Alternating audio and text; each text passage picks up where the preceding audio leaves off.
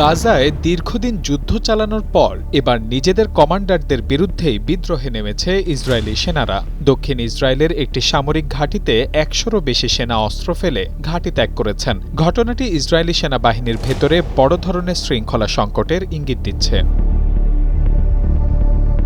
Israeli গণমাধ্যমের তথ্য অনুযায়ী গিভাতি ব্রিগেডের সাভের ব্যাটালিয়নের নতুন কমান্ডার লেফটেন্যান্ট কর্নেল মেনাকেম ইউনিটের বহু বছরের ঐতিহ্যবাহী স্মারক ও প্রতীক হাতুড়ি দিয়ে ভেঙে ফেলেন। সেনাদের অভিযোগ, শহীদ সদস্যদের স্মৃতি বিজড়িত এসব প্রতীক ইচ্ছাকৃতভাবে ধ্বংস করায় ক্ষোভ ছড়িয়ে পড়ে পুরো ব্যাটালিয়নে।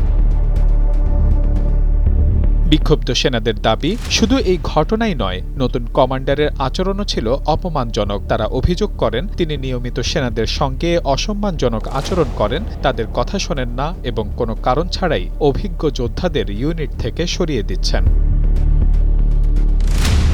এই ব্যাটালিয়নটি ৭ অক্টোবরের পর থেকে গাজা ও লেবাননে টানা যুদ্ধ করেছে। ইউনিটটির আগের কমান্ডার লেফটেন্যান্ট কর্নেল মাতান এল কেরবেলি ৭ অক্টোবর গুরুতর আহত হলেও দীর্ঘ সময় যুদ্ধক্ষেত্রে নেতৃত্ব দেন। ২ মাস আগে তার স্থলাভিষিক্ত হন নতুন কমান্ডার। ঘটনার পর ইসরায়েলি সেনাবাহিনী জানায়, সেনাদের এমন আচরণ কোনোভাবেই গ্রহণযোগ্য নয় এবং বিষয়টি তদন্ত করে প্রয়োজনীয় ব্যবস্থা নেওয়া হবে। তবে একই সঙ্গে যুদ্ধ করা সেনাদের অবদান ও ত্যাগের প্রশংসাও করা হয়।